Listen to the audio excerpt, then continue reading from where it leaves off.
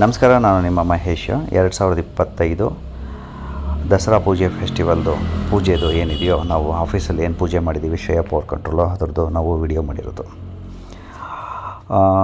ದಸರಾ ಹಬ್ಬ ಅಂತಂದರೆ ನಿಮಗೆಲ್ಲ ಗೊತ್ತಿರೋ ಹಾಗೆ ಆವತ್ತೊಂದು ದಿನ ನಾವು ಆಫೀಸೆಲ್ಲ ಸ್ವಚ್ಛಗೊಳಿಸಿ ಸಂಪೂರ್ಣವಾಗಿ ಕ್ಲೀನ್ ಮಾಡಿ ಇರುವಂತಹ ಎಲ್ಲ ಟೂಲ್ಸು ಸಲಕರಣೆಗಳನ್ನು ಪೂಜೆ ಮಾಡಿ ನಾವು ಅದಕ್ಕೆ ಹಿಂದಿನ ಕಾಲದಲ್ಲಿ ನಾವು ಯುದ್ಧ ಮಾಡುವಂಥ ಸಂದರ್ಭದಲ್ಲಿ ಎಲ್ಲ ಆಯುಧಗಳನ್ನು ರೆಡಿ ಮಾಡ್ತಾಯಿದ್ರು. ವರ್ಷಕ್ಕೊಂದ್ಸಲ ಆಯುಧ ಪೂಜೆ ದಿನ. ಅದರಿಂದ ಏನಾಗ್ತಾಯಿತ್ತು ಅಂದರೆ, ಈ ತುಕ್ಕಿಡ್ದಿರೋದು, ಉಪಯೋಗಕ್ಕೆ ಬರದಿರೋದೆಲ್ಲ ತೆಗೆದುಹಾಕಿ ಯಾವುದು ಉಪಯೋಗಕ್ಕೆ ಬರುತ್ತೋ ಅದನ್ನು ಉಪಯೋಗಿಸ್ತಾಯಿದ್ರು. ಅದೇ ರೀತಿ ಇವತ್ತಿನ ದಿನದಲ್ಲಿ ವಾಹನಗಳು, ನಮ್ಮ ಮೊಬೈಲ್ಗಳು, ಕಂಪ್ಯೂಟ್ರುಗಳು ಮತ್ತು ಇದರ ನಾವು ಎಲೆಕ್ಟ್ರಿಕಲ್ ಫೀಲ್ಡ್ ಇರೋದರಿಂದ ನಮ್ಮ ಟೆಸ್ಟರು, ಟೂಲ್ಸು, ಕಿಟ್ಟು ಎಲ್ಲದನ್ನು ಕೂಡ ನಾವು ಪೂಜೆ ಮಾಡುವಂಥದ್ದು.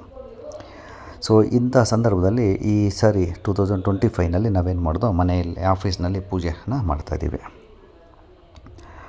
ಈ ಸರಿ ವಿಶೇಷ ಏನು ಅಂತಂದರೆ, ಎಲ್ಲರೂ ಫ್ಯಾಮಿಲಿ ಮೆಂಬರು ಒಟ್ಟಿಗೆ ಇದ್ದು ಪೂಜೆನ ಮಾಡಿದೋ.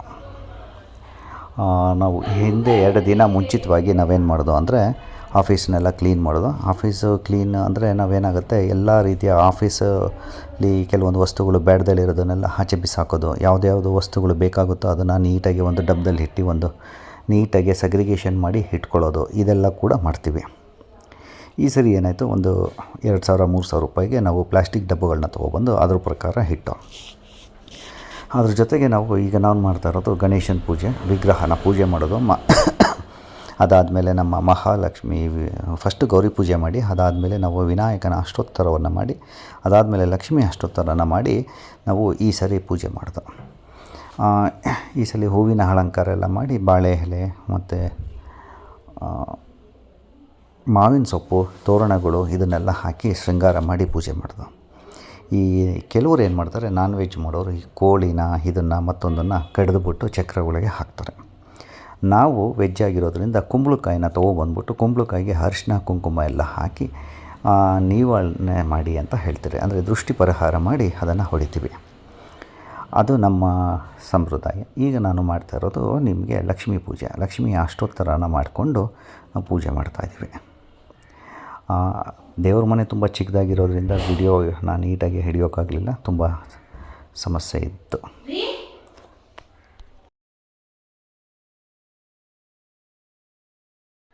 ದಸರಾ ಹಬ್ಬ ಒಂದು ರೀತಿಯ ಎಲ್ಲರಿಗೂ ಕೂಡ ಖುಷಿಯನ್ನು ಕೊಡುತ್ತೆ.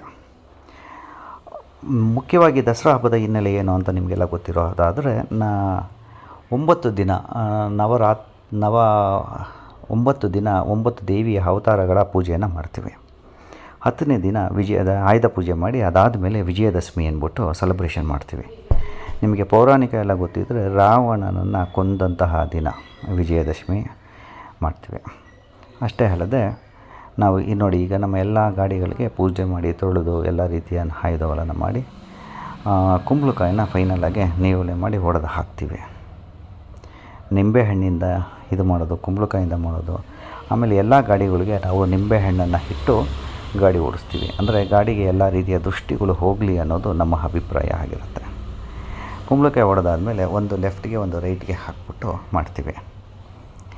ಇದು ಇಡ್ತೀವಿ. ಮೋಸ್ಟ್ಲಿ ನಿಮ್ಮ ದಸರಾ ಹಬ್ಬ ಹೇಗಾಯಿತು, ನಿಮ್ಮ ದಸರಾ ಹಬ್ಬದ ಎಲ್ಲ ತುಂಬ ಚೆನ್ನಾಗಿ ಮಾಡಿರ್ತೀರ ಎಲ್ಲರೂ ಕೂಡ ಅನ್ನೋದು ನನಗೆ ಗೊತ್ತಿದೆ.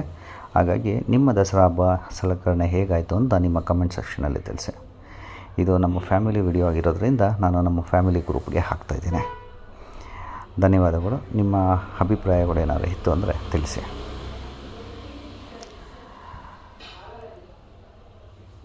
ಒಂದು ರೀತಿ ಹಬ್ಬ ಆಚರಣೆಗಳು ಎಲ್ಲ ಏನಾಗುತ್ತೆ ಅಂದರೆ, ನಾವು ಒಳ್ಳೆಯ ಸ್ನಾನ ಗಿನ ಎಲ್ಲ ಮಾಡಿಕೊಂಡು ಒಳ್ಳೊಳ್ಳೆ ಬಟ್ಟೆ ಹಾಕ್ಕೊಂಡು, ಮಡಿಯಾದ ಬಟ್ಟೆನ ಹಾಕ್ಕೊಂಡು ಇಲ್ಲ ಹೊಸ ಬಟ್ಟೆಗಳನ್ನ ಹಾಕ್ಕೊಂಡು ಬರ್ತೀವಿ.